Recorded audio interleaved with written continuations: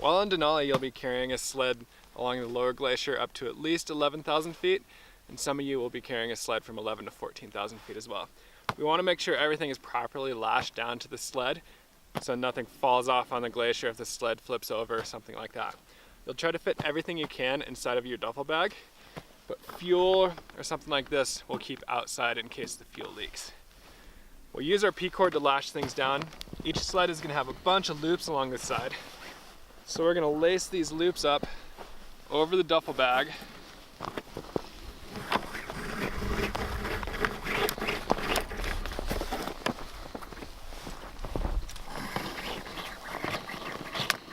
We're going to put the cord through the handles of the duffel bag just so it's another added layer of security holding the duffel bag onto the sled.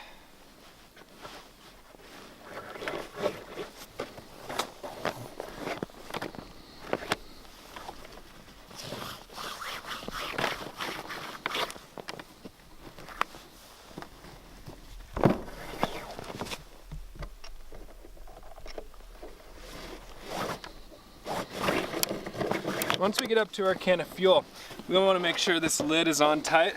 We're also going to put our cord through the handle of that fuel, so that's also secured to the sled. If you have some extra cord, you can come back, go back through that duffel bag. Then I can go back through and tighten this thing down, because I want this to be as low profile as possible. The lower the center of gravity is, the less likely your sled is to flip over as you're traveling.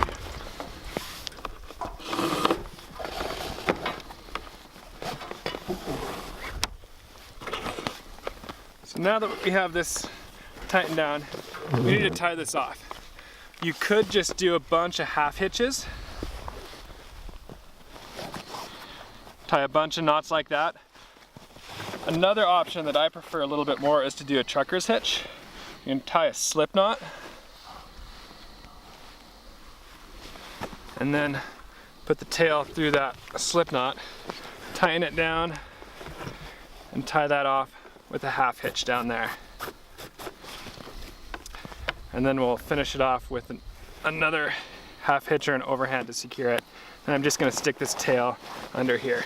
Now your duffel bag is securely attached to your sled. The fuel is not going to go anywhere.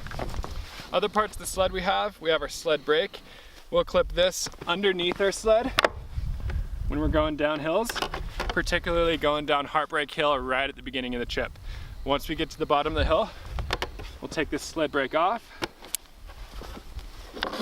and clip it back over the sled so it doesn't get in the way while we're traveling. At the end of the sled, we'll have a locking carabiner. This is what we'll attach to the rope.